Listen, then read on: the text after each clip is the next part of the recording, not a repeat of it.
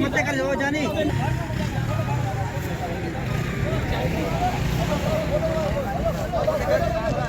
कनाल करी करे कनाल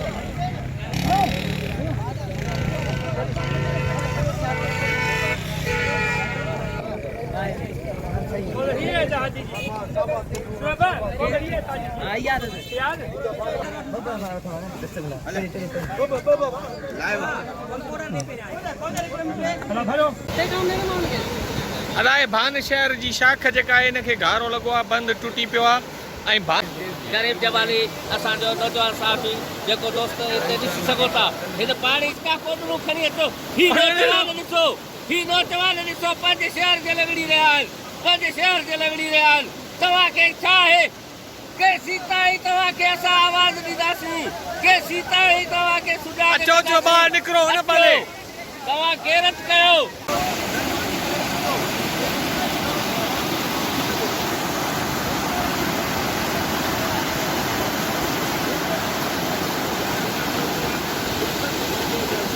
मेहरबानी सर, मां भाण वासियुनि खे गुज़ारिश आबसाणी जे भरिसां दल शाख खे घारो लॻो आहे, जेको पाणी तेज़ी सां भान तरफ़ वञी रहियो आहे। जेकॾहिं हिन घारे खे बंदि न कयो वियो थी सघे थो भान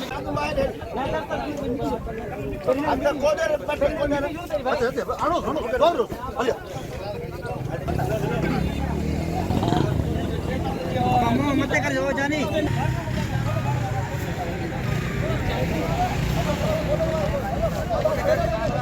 कनाल करी करे कनाल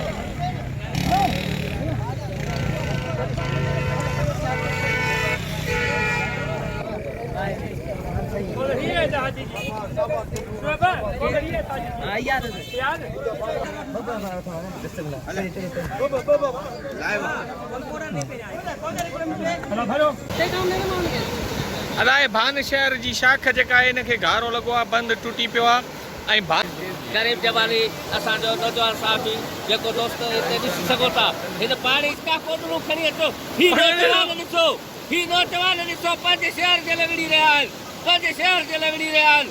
तव्हांखे छा आहे केसीं ताईं तव्हांखे असां आवाज़ ॾींदासीं, केसीं ताईं तव्हांखे सुञाणे अचो अचो ॿाहिरि निकिरो न भले तव्हां गैरत कयो।